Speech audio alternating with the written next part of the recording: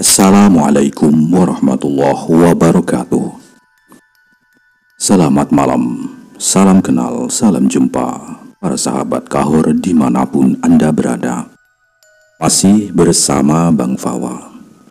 Malam ini Bang Fawa akan menceritakan sebuah kisah dari tanah Sumatera. Cerita tentang seseorang yang melanggar larangan adat istiadat di sebuah desa di pedalaman hutan Sumatera. Tanpa berlama-lama, langsung saja mari kita simak ceritanya.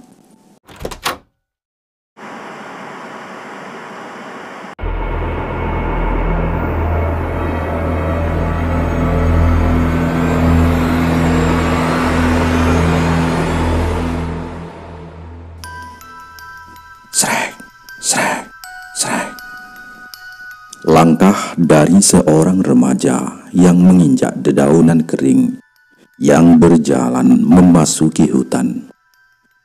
Bermodalkan ketapel serta beberapa batu di kantongnya, remaja itu berburu burung yang biasa dia lakukan di sore hari dengan membawa sebilah badik yang dia selipkan di pinggangnya, di mana ketika berhasil mengenai burung ataupun ayam hutan yang dia temui untuk langsung disembelih. Dari kejauhan terlihat seekor ayam hutan dengan sibuk mengikis dedaunan mencari makan. Nah, ada satu, lumayan makan enak malam ini, ujar remaja itu yang melihat ayam hutan tengah sibuk mencari makanan. Remaja itu pun mendekat perlahan. Ayam hutan itu tidak menyadari kehadirannya. Hingga pada posisi yang tepat, remaja itu mulai melepas ketapel dari lehernya, mengambil batu di saku celananya, dan mulai membidik. Spas! Nah! Batu itu melesat dan tepat mengenai kepala ayam itu. Kena!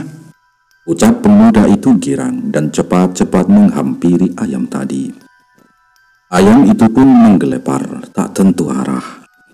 Dengan cepat, remaja itu langsung mengeluarkan badik di pinggangnya, lalu menyembelih ayam itu. Perburuan hari ini tak sia-sia. Ibu pasti senang aku bawain ayam untuk lauk malam ini, ucap remaja itu. Setelah ayam tadi selesai disembelih, remaja itu pun pulang ke desa. Namun, di tengah perjalanan, dia mendengar suara mengaum yang cukup besar hingga membuatnya terkejut.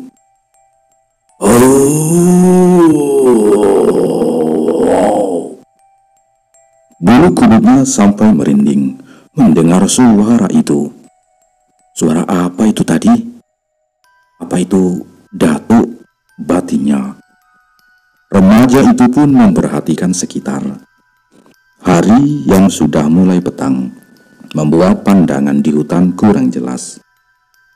Lalu ketika melihat ke belakang, tak jauh dari tempatnya berdiri, seekor harimau tengah memandanginya. Dengan sigap, remaja tadi berdiri menghadap harimau tersebut. Karena menurut petua desa yang dia dengar, jika bertemu harimau, harus memperlihatkan kening supaya harimau itu tidak menerkam, agar harimau itu tahu jika manusia itu adalah umatnya Nabi. Dengan keringat yang bercucuran, remaja tadi berjalan mundur sambil memperhatikan harimau itu. Datuk, maafkan saya berburu hanya untuk mencari makan. Jangan ganggu saya, Datuk, ucap remaja itu yang masih berjalan mundur. Kini, harimau itu diam. Remaja tadi masih berjalan mundur, hingga ketika jaraknya dengan harimau itu sudah cukup jauh. Remaja tadi berlari sekencang mungkin hingga sampai ke desa.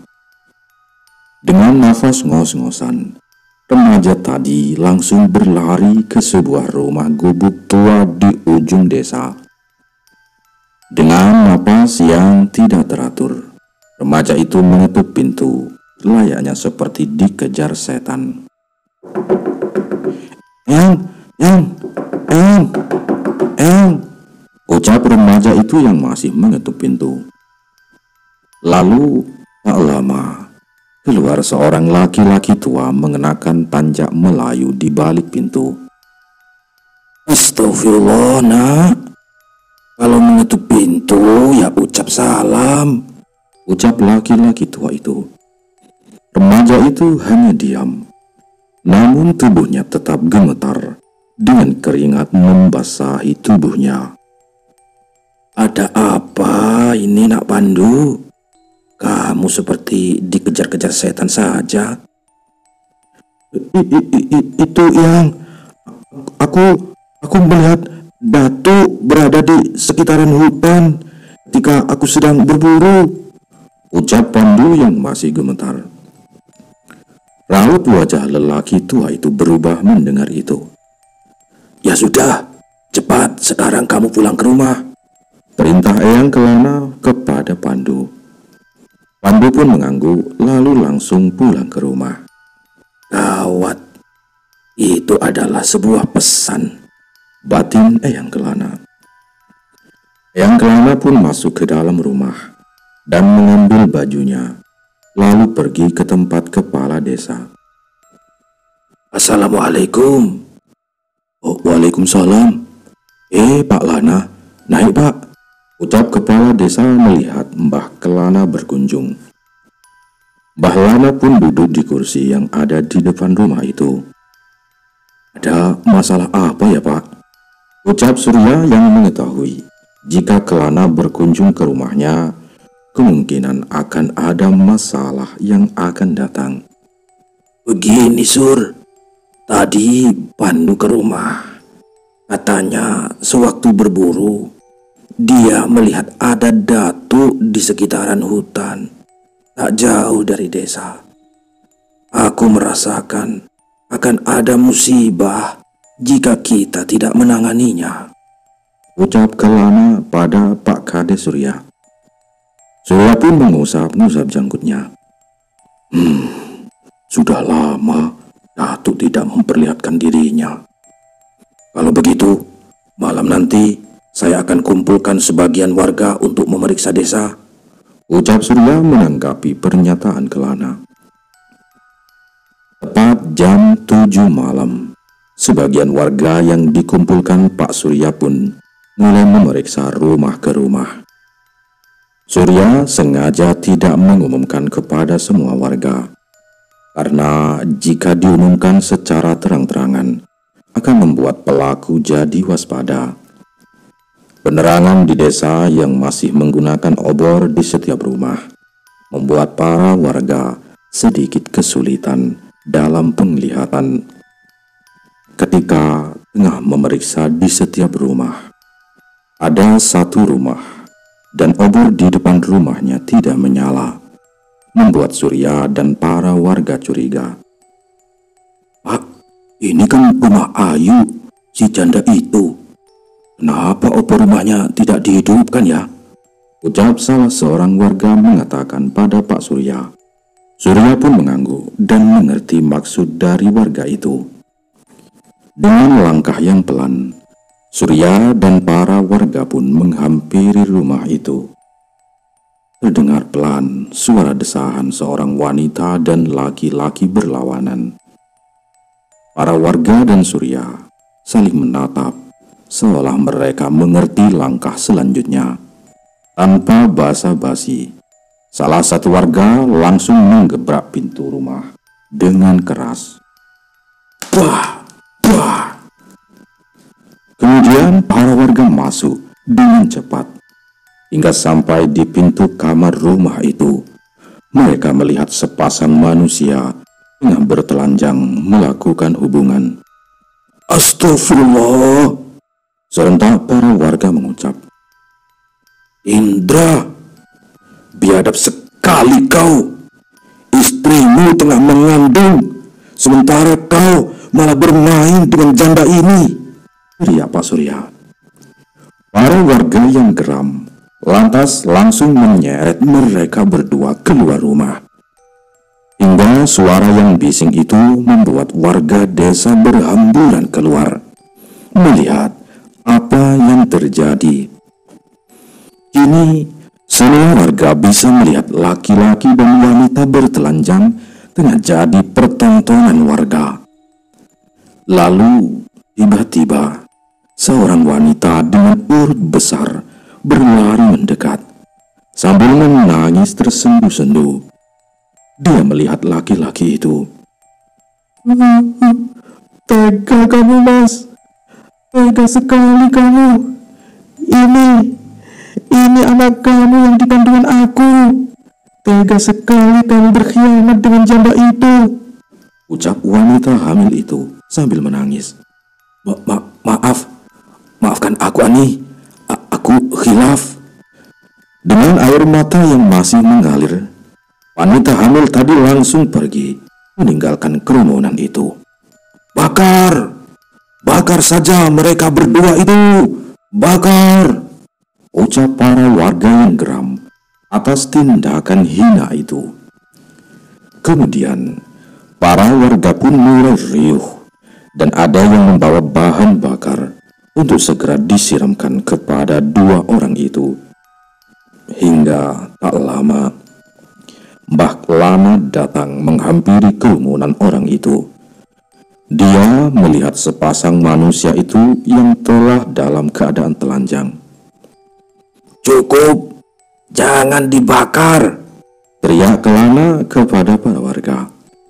Ini tidak bisa dimaafkan lagi, Mbah. Mereka harus dihabisi agar desa kita tidak terkena sial, ucap salah satu warga dengan suara lantang. Iya benar, bakar saja, iya betul, iya, tambah para warga yang lainnya. Tunggu dulu. Ini Kelana kembali berteriak. Serentak mereka para warga pun mulai diam. Datuk menyampaikan pesan. Mereka harus dihukum mati karena telah melanggar aturan desa. Bahkan ini telah melampaui batas. Mereka harus diarak keliling desa, lalu dirajam hingga mati, tambahnya. Hingga para warga pun banyak yang setuju.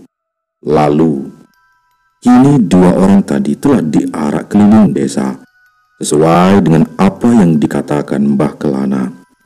Hingga dua orang tadi setelah selesai diarak, dua orang itu dikubur hidup-hidup dan hanya kepalanya yang terlihat.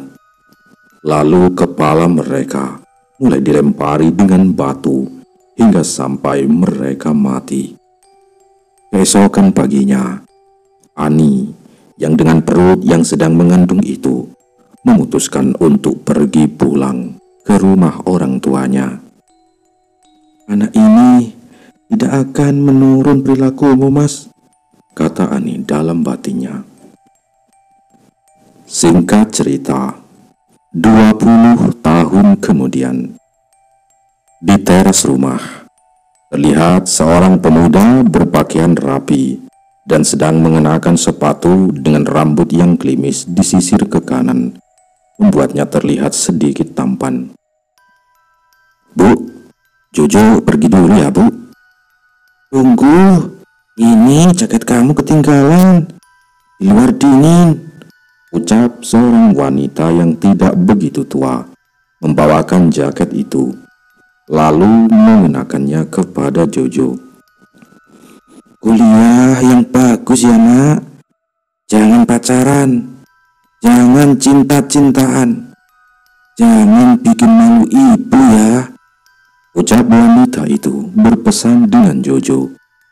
Bahkan bukan hanya hari itu saja, sang ibu hampir setiap hari berpesan kepada Jojo anaknya itu setiap kali mau pergi berangkat kuliah. Meski begitu, Jojo tidak pernah bosan mendengar nasihat ibunya itu, karena dia tahu betapa susahnya sang ibu membesarkannya. Sejak kecil, Jojo tidak pernah tahu siapa bapaknya. Jangankan untuk melihat, namanya saja Jojo tidak tahu. Setiap kali Jojo bertanya perihal bapaknya, ibunya selalu menangis, hingga membuat Jojo tidak tega, lalu mengurungkan niatnya. Jojo pun melangkah ke sepeda motor butut yang dia beli dengan uang yang dia kumpulkan selama bekerja dari lulus SMP. Suara nyaring dari knalpot motor pun mulai terdengar, dan Jojo pun melaju ke arah kampus. Jojo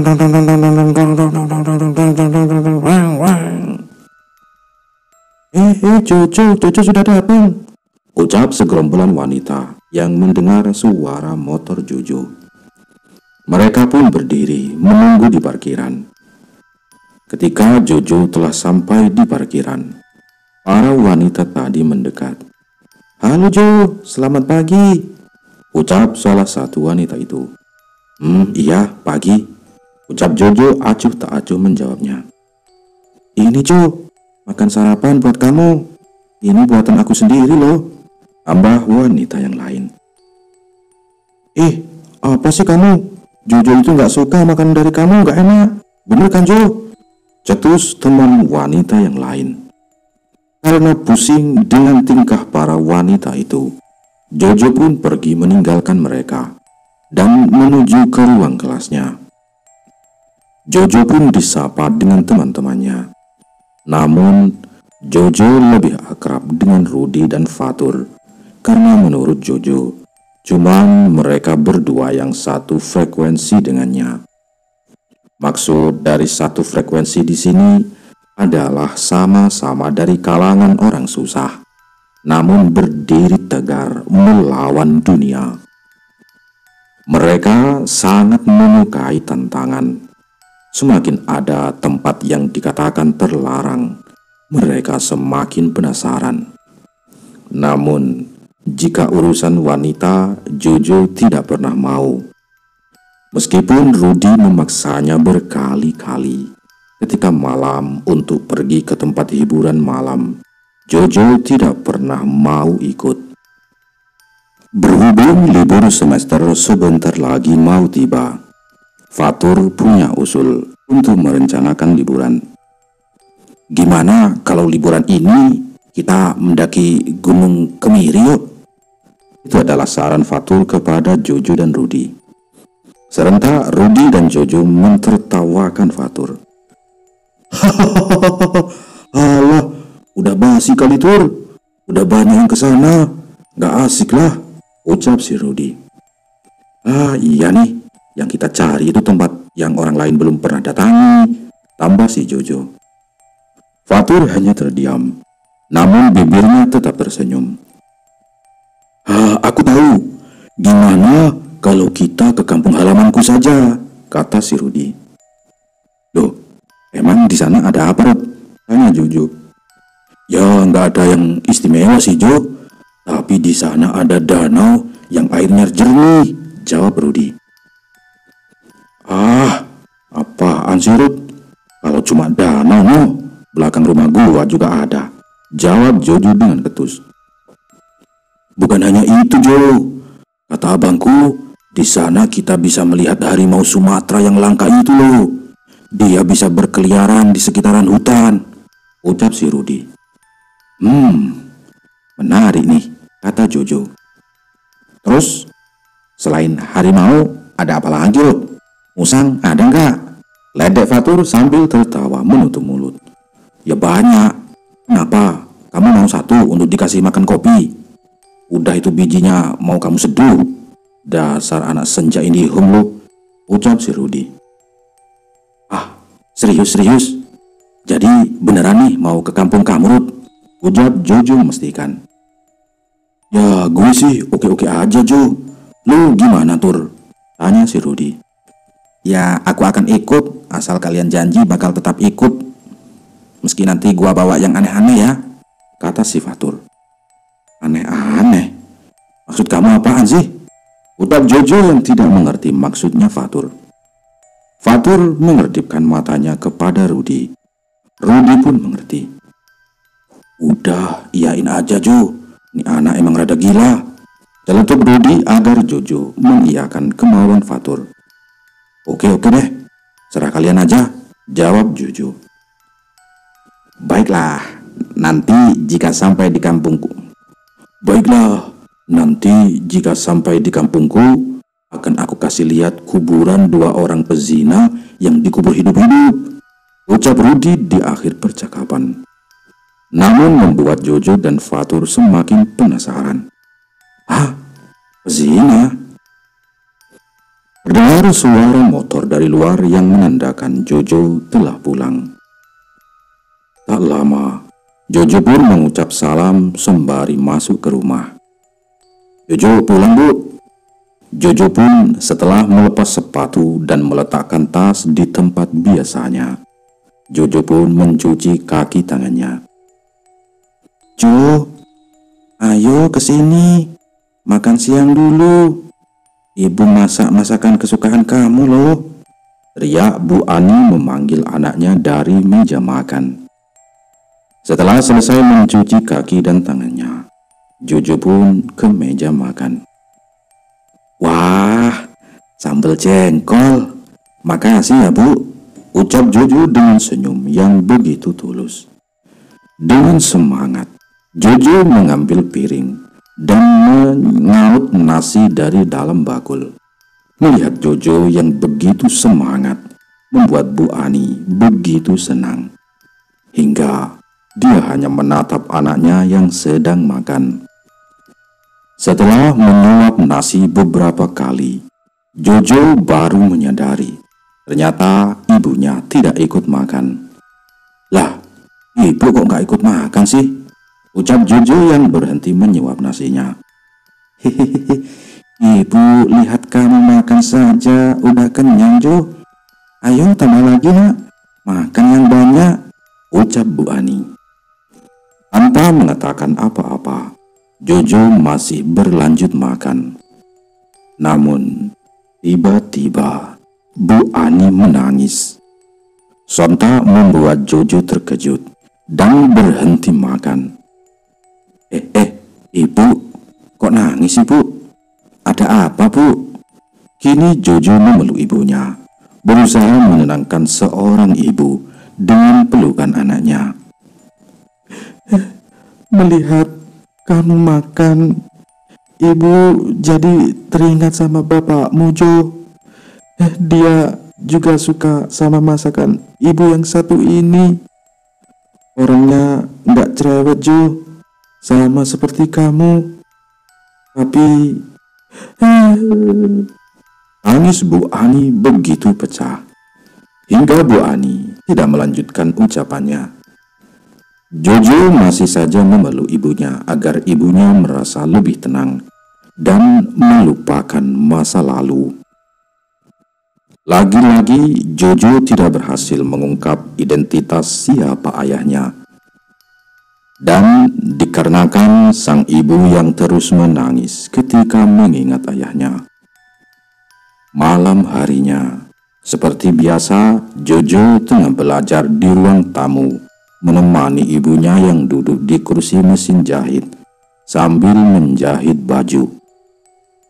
Gimana kuliahnya Jo? Gak ada masalah kan? Ucap Bu Ani dengan mata yang masih fokus melihat jarum jahit yang menusuk-nusuk kain yang dia jahit. Iya, aman kok Bu, gak ada masalah. Oh iya Bu, akhir semester Jojo mau pergi liburan ke rumah teman Bu. Temen kamu yang mana? Tanya ibu. Itu Bu, si Rudi. Nanti perginya barengan dia sama Fatur juga, jelas Jojo. Ya udah, kalau pergi ke kampung orang, hati-hati. Yakin, cuma bertiga. Awas ya kalau ada perempuan ikut ya, ancam Bu Ami pada Jojo dengan maksud mengingatkan agar Jojo tidak lupa pesannya. Hehehe, enggak kok Bu, enggak, jawab Jojo seadanya. Di setiap saat ibunya selalu mengingatkan Jojo akan hal itu, lantas membuat Jojo lebih berpikir keras tentang apa maksud dari larangan sang ibu kepadanya, hingga itu diucapkan berulang-ulang, hingga dia terpikir sesuatu. Apa benar ya ada kaitannya dengan ayah, batinnya. Halo Ruth, kamu di mana? Kata Jojo. Oh, di kosan. Langsung ke sini aja Jo, Fatur juga belum muncul kok. Oke, saya langsung OTW nih, ucap Jojo dan langsung mematikan telepon. Jojo pun pergi menuju kosannya Rudi, tepat di mana libur akhir semester telah tiba. Sesuai kesepakatan, mereka pun pergi berlibur ke kampungnya Rudi. Terlihat Rudi telah menunggu di depan teras kosannya. Oi, ayo berangkat nih, ucap Jojo menghampiri Rudi. Bentar, nungguin Fatur si penganut senja dulu. Antek memang tuh anak, paling lama nunggunya, gerutu Rudi. Tak lama, terlihat dua orang berambut panjang menghampiri mereka. Woi, ayo langsung pergi, kata si Fatur yang baru datang menghampiri mereka. Ketika Jojo melihat, wajahnya berubah merah padam, seakan dia kesal. Fatur yang ternyata waktu itu bersama wanita yang diboncengnya. Rut, kamu sini dulu Rut. Kau juga, ucap Jojo sambil menunjuk Fatur. Kemudian Jojo mengajak mereka agak lebih jauh dari wanita itu untuk berbicara. Kamu udah berapa kali gua bilang, kenapa kamu masih bawa cewek sih? Ucap Jojo sambil menunjuk Fatur. Jojo terlihat sangat kesal. Ya, maaf Jo, habisnya aku nggak ada motor. Itu kan aku pakai motor dia. Kebetulan dia juga liburan ini bete katanya. Oh iya nih Fatur, udah tahu Jojo itu nggak bisa. BTW, nama ceweknya siapa Tur? Cantik juga, celetup si Rudi. Namanya Lila. Ah, lo sama aja, ucap Jojo sambil menepuk kepala Rudi. Udahlah Jo, nggak apa-apa. Kan yang bawa cewek tuh Fatur juga. Lo tetap dengan gua dan gak boncengan sama tuh cewek kok, kata si Rudi. Lo masih ingat gak dengan tiga penyebab pertemanan jadi hancur? Harta, tahta, wanita, ucap Rudi dan Fatur serentak. Nah, itu kalian paham, kata Jojo. Karena sudah terlanjur. Dan alasan Fatur masuk akal untuk diterima Jojo. Jojo pun terpaksa mengikuti perkataan Rudi dan Fatur setelah dibujuk berkali-kali. Mereka pun kembali ke tempat di mana ada wanita tadi. Rudi pun saling berkenalan dengan wanita itu, berbeda dengan Jojo yang hanya diam di motor dan tidak menggubris wanita itu. Dan ternyata malah wanita itu yang menghampiri Jojo. Lila, ucap wanita itu mengulurkan tangannya. Jojo pun menatap dan hanya mengangguk. Wanita itu masih saja mengulurkan tangan berharap Jojo memperkenalkan diri juga. Namun Jojo tetap saja diam. Nama Mas siapa? Tambah wanita itu. Jojo, ucapnya dengan cuek tanpa menyambut uluran tangan wanita itu. Salam kenal. Dan wanita itu pun kembali ke motornya. Mereka pun memulai perjalanan menuju kampungnya Rudi. Tempatnya yang cukup jauh dan memakan waktu sekitar 2 jam. Jojo berboncengan bersama Rudi, sementara Fatur bersama Lila. Hampir setengah perjalanan, mereka telah meninggalkan kota dan memasuki area pelosok di mana kiri kanan telah tidak lagi terlihat rumah. melainkan hanya pohon tinggi yang lebat. Karena jalan masih tanah liat, sehingga ketika panas akan tercipta debu yang begitu tebal. Berbekal helm dan masker, mereka pun melaju. Ketika melaju, Jojo sudah tidak bisa lagi melihat ke depan karena tertutup debu yang dibuat Fatur yang mendahulinya. Lalu, dengan sigap Jojo menginjak remnya hingga hampir terjatuh. Seperti menabrak sesuatu, batin Jojo. Klakson motor pun ia bunyikan untuk mengode Fatur yang tengah melaju agar berhenti. "Kenapa, Jo?" ucap Rudi yang heran dengan Jojo yang tiba-tiba berhenti. "Aku seperti menabrak sesuatu, Rud," kata Jojo. "Masa sih? Aku dari tadi nggak ngerasa apa-apa. Cuma kaget pas kamu tiba-tiba ngerem mendadak," ucap Rudi. Tanpa menggubris, Jojo hanya turun dari motornya. Ketika Jojo mengecek di bawah motornya, seekor anak monyet terlindas di bannya. Dan tubuh anak monyet itu masih tersangkut di bawah ban motor dan menyeretnya sekitar 1 meter. "Pantek, turun, teriak Jojo dengan cepat. Rudi pun turun. Kemudian Jojo memundurkan motornya agar mayat monyet itu terlepas dari ban yang menghimpitnya. Fatur pun datang. Ada apa? Kok berhenti tiba-tiba?"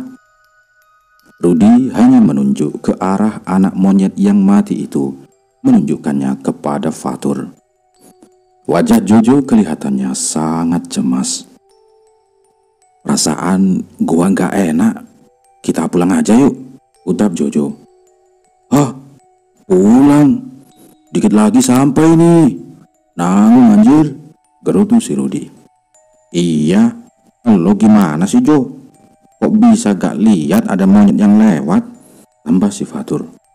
"Oh, anjay kalian. Gimana gua mau lihat? Debu lo nutupin penglihatan gua," ucap si Jojo. "Ya udahlah, tinggalin aja," ucap si Fatur. Iya, ayo cepetan Jo. Dikit lagi nyampe kampung gua kok," tambah Rudi. "Udah, kita pulang saja yuk. Gua ngerasa gak akan baik-baik saja kalau kita ngelanjutin perjalanan," ucap Jojo. Sejak kapan kau jadi penakut gini, ha? Gua jadi kecewa sama lo, Jojo," ucap Fatur yang marah dan langsung turun dari motor. Rudi pun mencoba melerai mereka.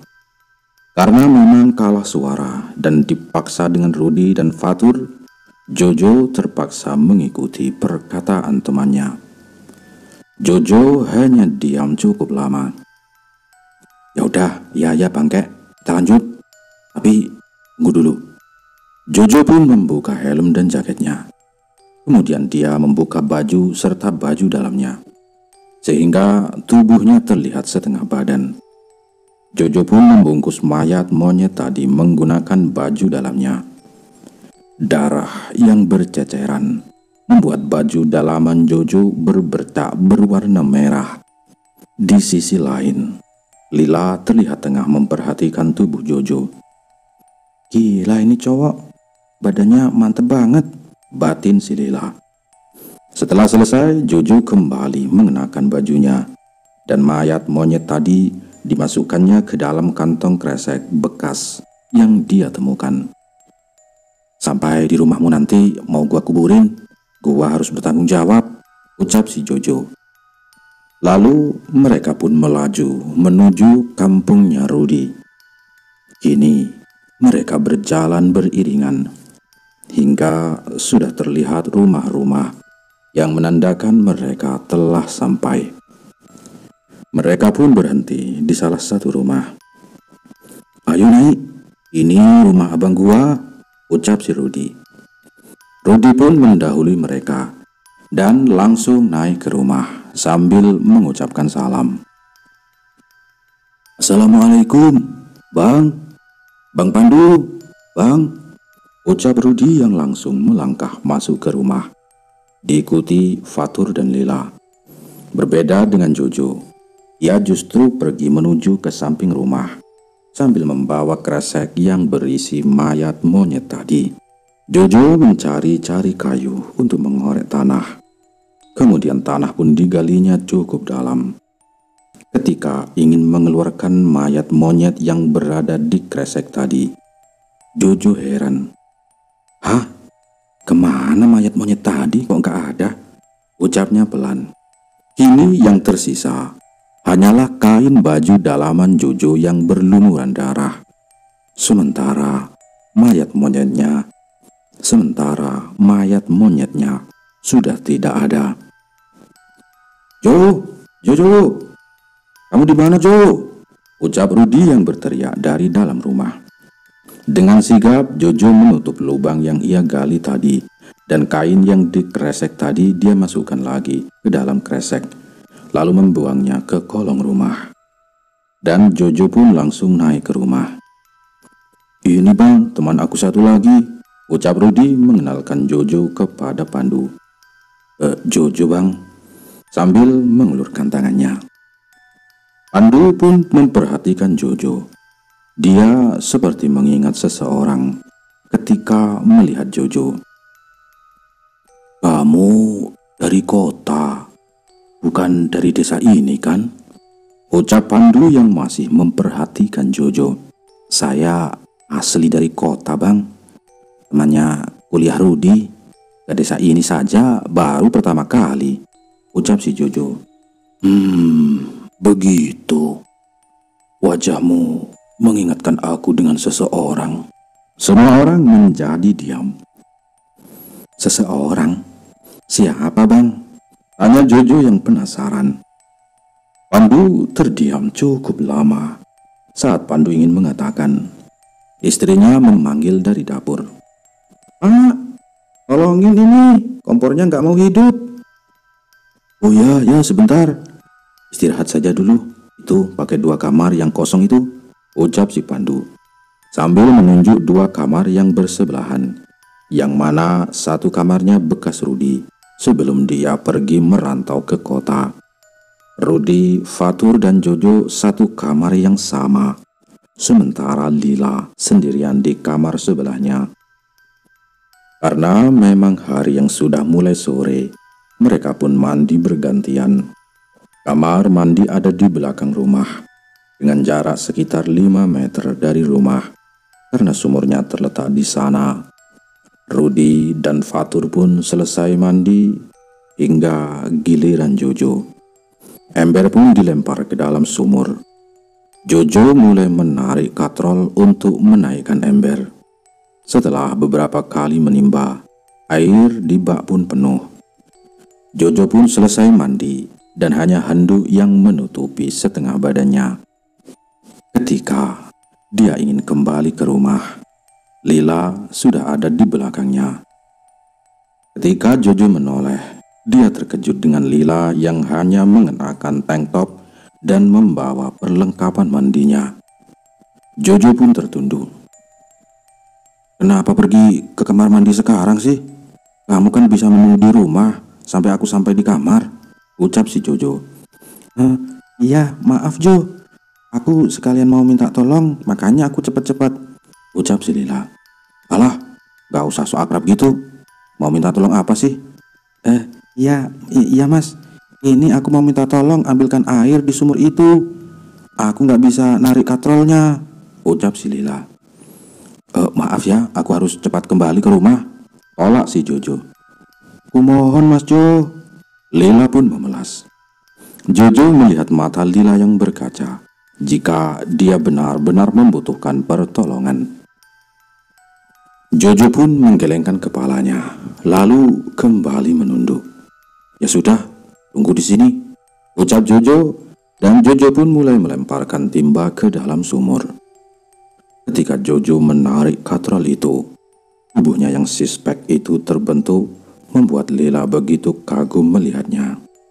"Wow, ini cowok pasti rajin banget olahraga. Gila, perutnya idaman banget," batin Lila yang terus memperhatikan Jojo. Kamu pasti rajin olahraga ya mas?" ucap Lila mencoba agar suasana tidak hening. Ah, nggak juga, jawab Jojo dengan cuek. Lantas, bagaimana perutmu bisa sesempurna itu? Dari kecil, aku sudah terbiasa kerja berat, dan ini semua terbentuk alami. Tunggu dulu, kamu perhatikanku ya? Ucap Jojo menatap Lila dengan tajam. Lila hanya tertawa kecil sambil menutup mulutnya. Ah, kalau begini aku jadi malas ngambilkan air, tambah si Jojo. Iya mas, maaf. Ya, aku nggak lihat mas lagi. Dengan wajah kesal, Jojo melanjutkan menarik katrol sumur itu. Hingga bak mandi pun penuh kembali. Terima kasih ya mas, ucap Lila dengan lembut. Jojo hanya diam dan langsung meninggalkan kamar mandi. Ketika sampai di kamar, Rudy dan Fatur menatap Jojo dengan senyum-senyum. Wah, asik tuh Jo, dapat lihat gitar Spanyol lo, ledek si Fatur. Minta diambilin air segala lagi, kerutu si Jojo. Rudy dan Fatur hanya tertawa.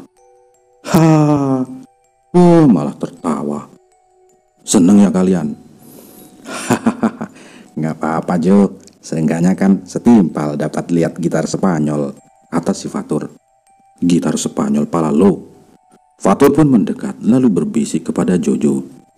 Itu cewek liar Jo, diajakin juga mau, kata si Fatur.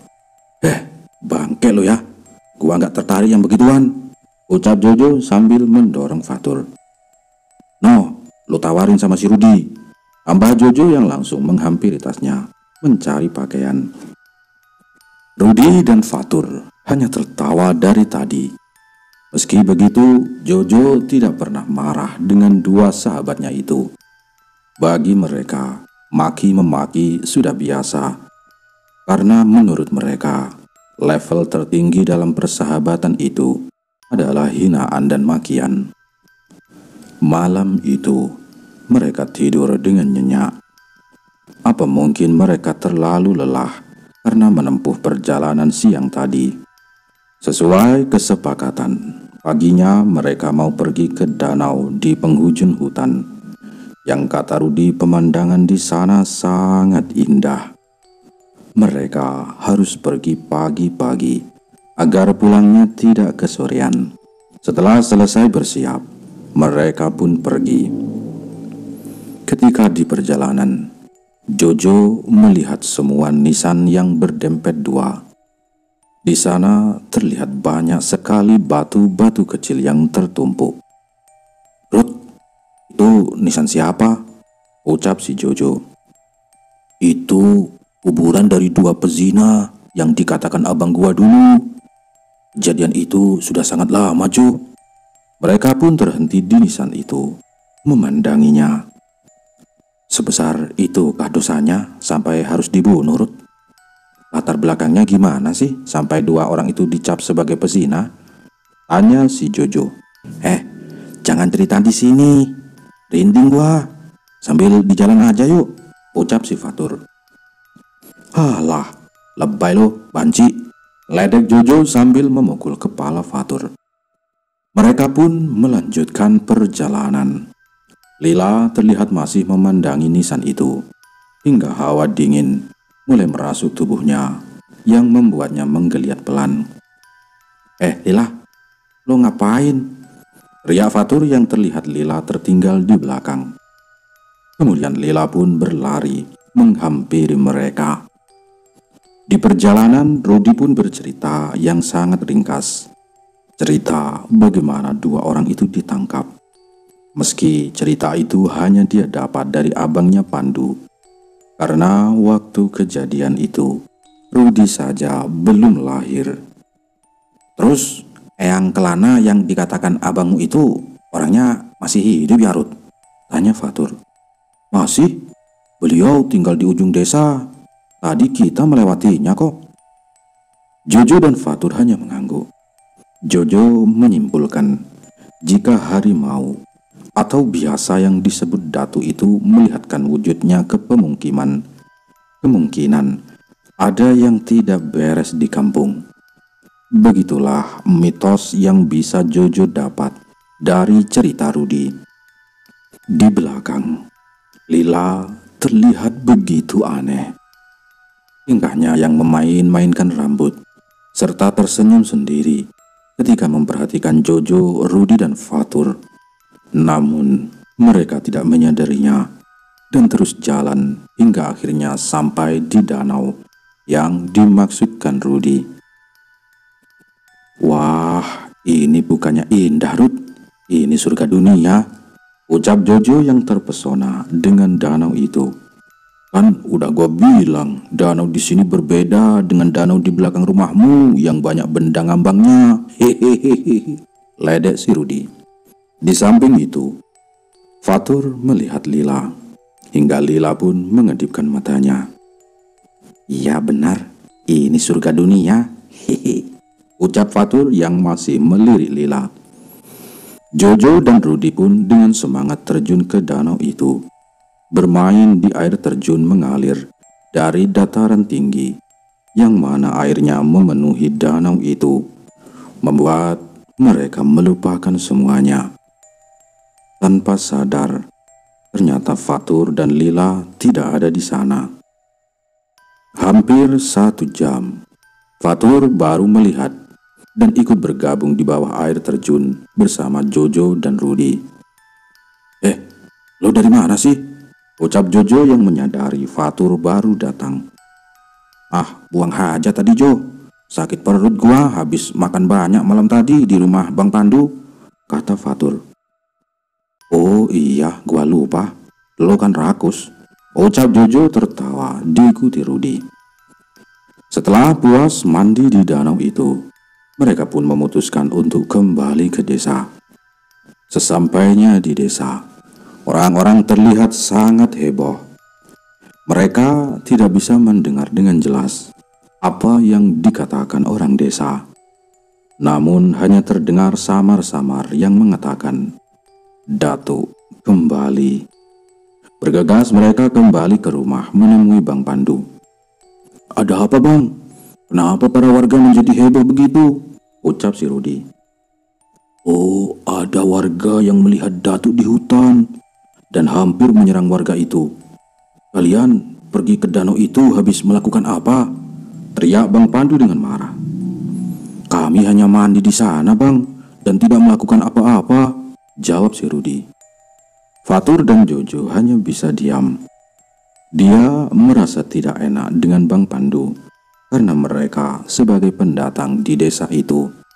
"Baiklah kalau begitu, malam ini kita semua duduk di depan teras agar para warga tidak menuduh kalian.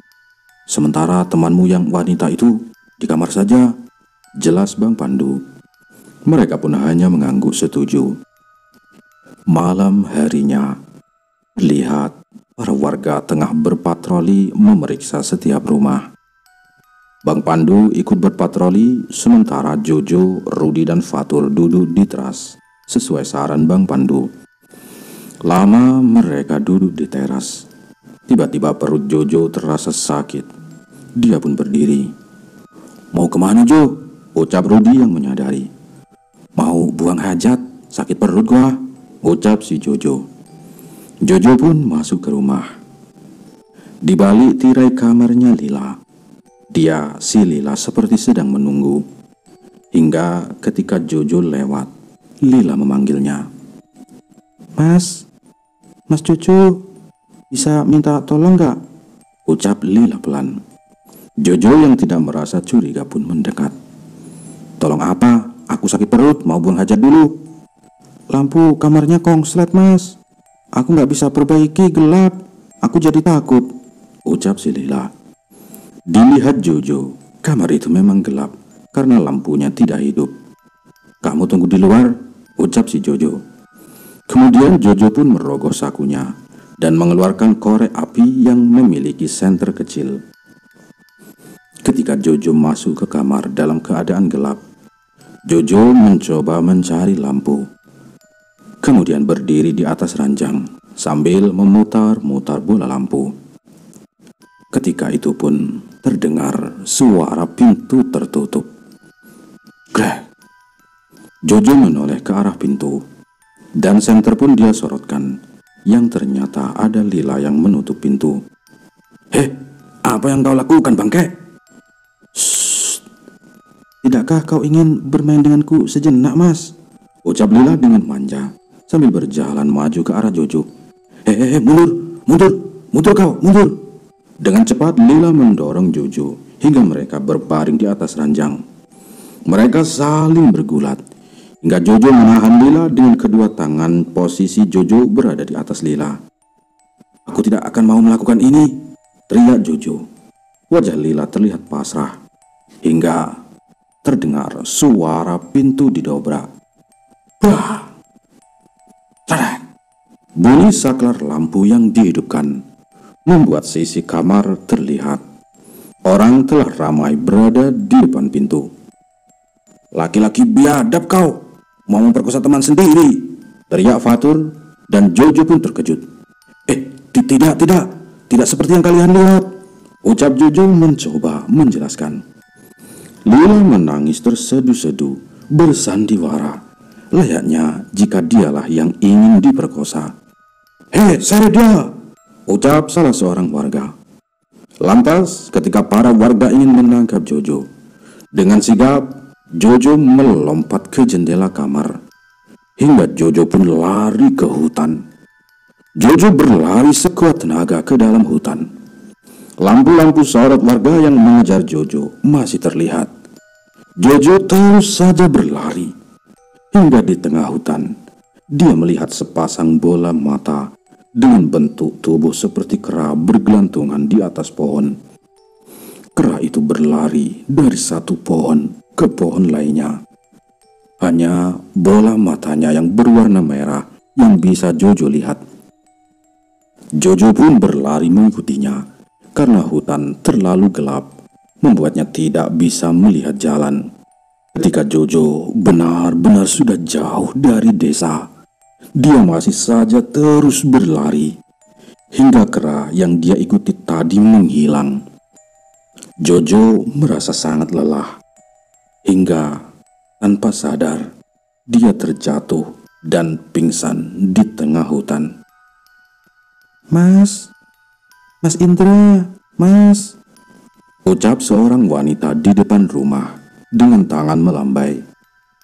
Lalu seorang laki-laki yang tengah lewat mampir ke rumah wanita itu lantaran dipanggil tadi. Jojo melihat itu semua dalam penglihatan batinnya atau mimpinya.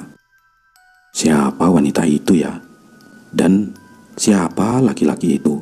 Batin Jojo. Ada apa yuk? Kata Indra. Mas Indra mau kemana? Saya mau ke musola, sholat berjamaah, kata Indra. Aku bisa minta tolong gak mas? Isiin minyak di obor aku itu.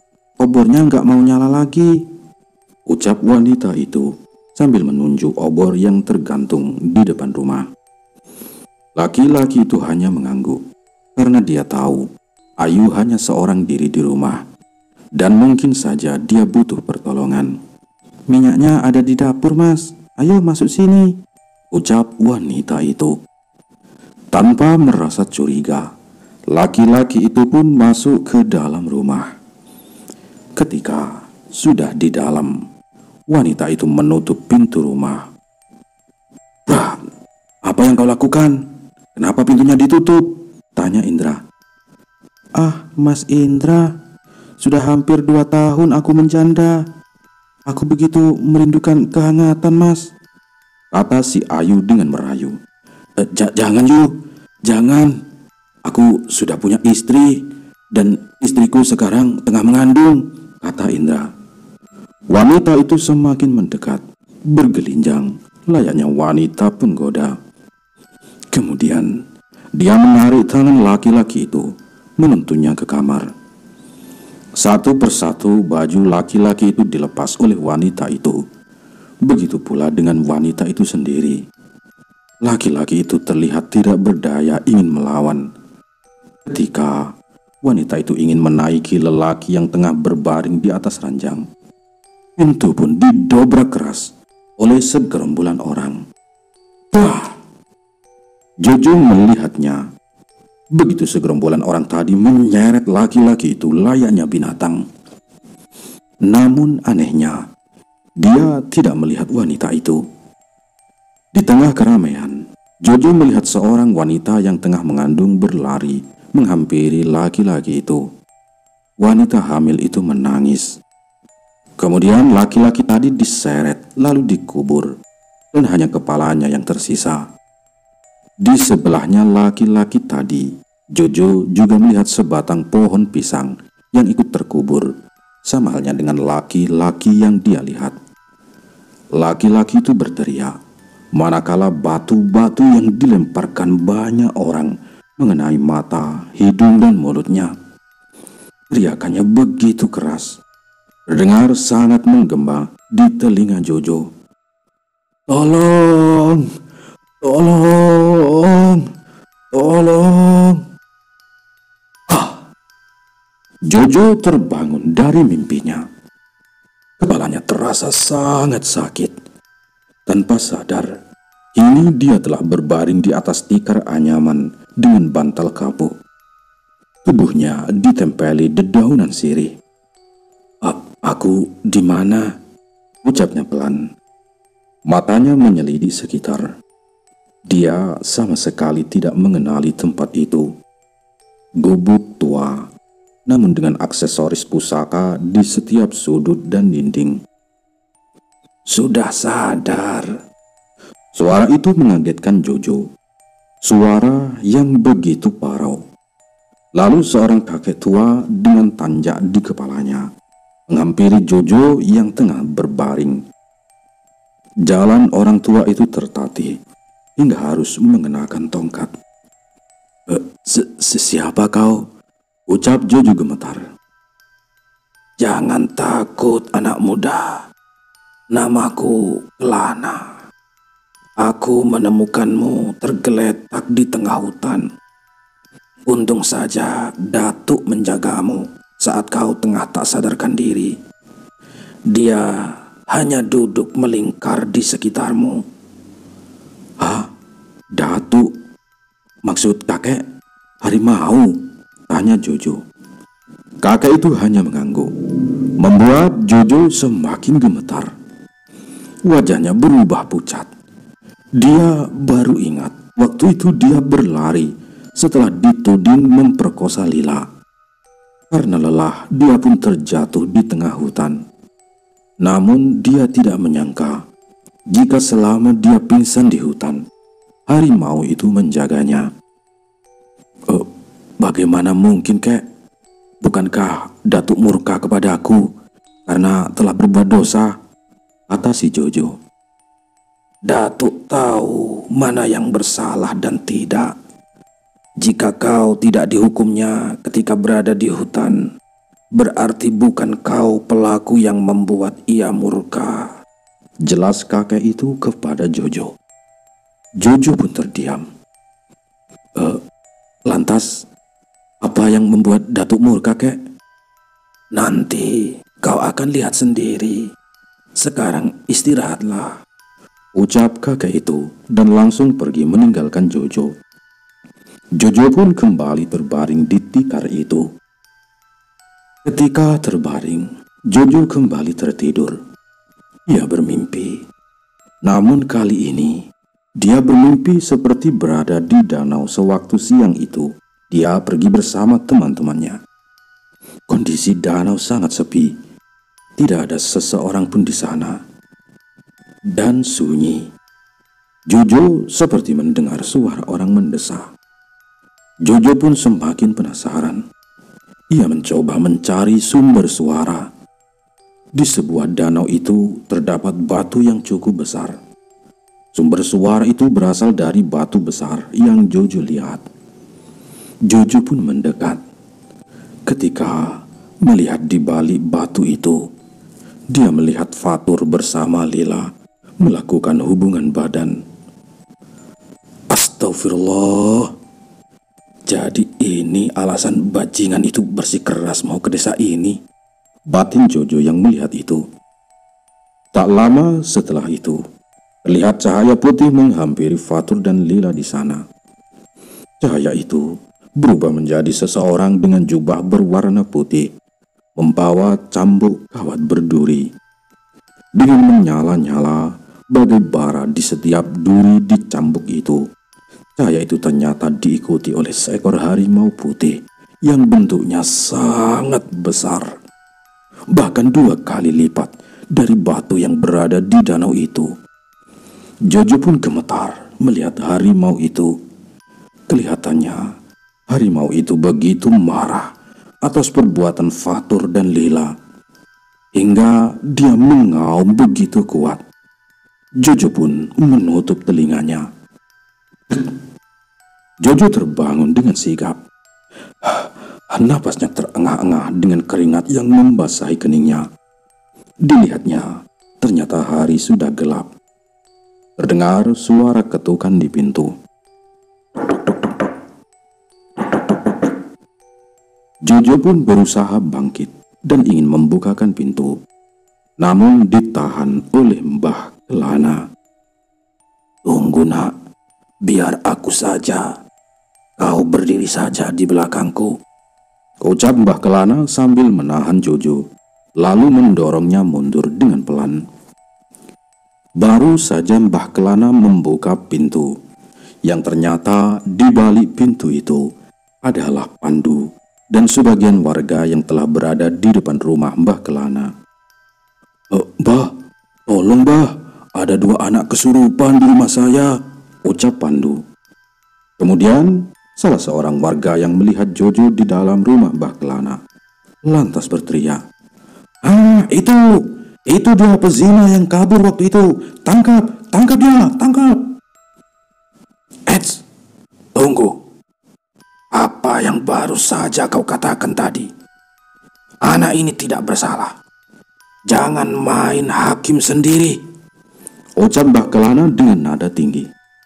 Warga tadi langsung diam. Sorot mata warga begitu tajam melihat Jojo. "Ayo kita ke rumahmu. Nak, ayo ikut. Apakah kau mau melihat siapa yang sebenarnya membuat Datuk murka?" ucap Mbah Kelana. Ucapan Mbah Kelana tadi didengar para warga, hingga para warga merasa heran, karena yang mereka tahu Jojolah penyebab semua itu. Jojo pun hanya mengangguk dan mengikuti Mbah Kelana. Hingga sampai di rumah Pandu, telah terbaring 2 orang dengan tubuh gerasa gerusuk. Tangannya tak henti-henti mencakar tubuhnya sendiri, wajah, kaki, perut hingga kepala, sehingga membuat luka goresan yang cukup banyak. Bukan lagi darah yang keluar dari luka goresan itu, melainkan nanah yang baunya begitu busuk hingga warga yang melihat menutup hidungnya. Jojo mengenali 2 orang itu, Fatur dan Lila, entah sedang dirasuk atau bagaimana. Tingkahnya seperti orang gila yang menyakiti diri sendiri. Rudi pun hanya bisa duduk menangis melihat temannya begitu. Mbah Kelana pun masuk lantas langsung memegangi kening Fatur. Mulutnya seperti tengah merapal sesuatu, hingga Fatur berteriak, Jangan ganggu. Mereka adalah syarat untuk mensucikan tempatku kembali. Tempatku telah dinodai oleh 2 manusia biadab ini. Bahkan nyawa mereka tidak sebanding dengan seekor kambing."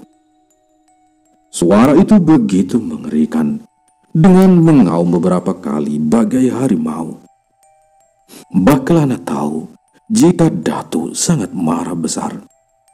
"Datuk, tolong lepaskan 2 anak ini. Untuk mensucikan hutan, akan kami ganti dengan 10 ekor sapi." "Wah, kau sudah berani menentangku. Keputusanku mutlak. Ini hukuman bagi dia manusia ini karena telah melanggar larangan. Perbuatan yang bahkan lebih hina dari binatang." Dengan keras, Fatur yang tengah kerasukan memukul Mbah Kelana hingga termundur. Kemudian Fatur mencakar perut Lila hingga membuat robek perutnya. Dari mulut Lila pun mengeluarkan darah. Begitu Lila telah terbunuh, Fatur merobek mulutnya sendiri hingga dia pun juga mati. Para warga yang melihat itu sebagian menutup mata karena tidak kuat melihatnya. Jojo pun mendekat kepada Rudi yang tengah menangis. Rudi pun minta maaf kepada Jojo karena sempat menuduh Jojo melakukan pemerkosaan. Jojo pun menceritakan kenapa waktu di danau itu Fatur dan Lila terlambat bergabung mandi dengannya. Kini semua orang tahu apa yang dilakukan Fatur dan Lila. Semua telah bersalah sangka kepada Jojo. Kisah kelam 20 tahun yang lalu pun terjadi lagi. Mengetahui itu adalah ayahnya yang tengah digoda oleh seorang janda, Jojo pun meminta kepada Mbah Kelana agar para warga mau membongkar mayat Indra yang waktu itu dikuburkan sangat tidak layak. Jojo mengetahuinya sewaktu dia bermimpi dalam ketidaksadarannya waktu itu. Atas bujukan Mbah Kelana, para warga pun bersedia. Jojo telah menceritakan isi mimpinya tersebut. Kini Mbah Kelana tahu dan meminta maaf kepada Jojo karena telah semena-mena di waktu dulu yang membuat ayahnya begitu. Ketika kuburan Ayu ikut dibongkar si janda itu, tidak ditemukan bekas tulang belulang. Yang ada hanya sebatang pohon pisang. Mbah Kelana pun mengatakan jika tubuh Ayu dijadikan untuk jamuan penghuni hutan untuk mensucikan tempat itu, karena Ayu sudah melampaui batas. Salah satu kelakuannya, wanita itu genit kepada suami orang di desa. Tulang belulang Indra pun dikuburkan dengan layak kembali. Mayat Fatur dan Lila sengaja ditahan untuk menghubungi pihak keluarga mereka tentang bagaimana baiknya mau dibawa pulang, dikuburkan di kota atau di desa itu saja. Anehnya, ketika berusaha menghubungi pihak keluarga Fatur juga Lila, pihak keluarga mengatakan jika Fatur bukan anggota keluarganya. Begitupun dengan Lila. Dengan begitu mayat mereka terpaksa dikuburkan di desa itu, namun berdempetan tepat di mana Indra dikuburkan dulu. Jojo pulang, Bu. Mendengar suara itu, Bu Ani langsung berlari menuju ke pintu depan rumah. Kenapa perginya lama sekali, Nak? Ucap Bu Ani sambil memeluk Jojo. Jojo pun membalas pelukan ibunya itu. Aku bertemu Bapak, Bu. Ucapan Jojo membuat Bu Ani kaget. Bagaimana bisa? Kata Bu Ani. Ternyata ibu satu kampung ya dengan Rudi. Banyak kejadian yang aku lalui. Bukankah nama Bapak Indra, Bu? Ibu Ani hanya diam mendengar ucapan Jojo. Terlihat air matanya mulai mengalir. Bapak digoda oleh wanita itu, Bu. Di dalam hati sebenarnya Bapak tidak ada niat ingin mengkhianati ibu. Maafkanlah Bapak, Bu. Tangis Ani begitu pecah. Jojo meluapkan semuanya. Ia sudah siap mendengar tangis ibunya itu. Maafkan ibu, Nak, yang selama ini menutupi tentang ayah kamu. Itulah alasan ibu melarang kamu berdekatan dengan wanita.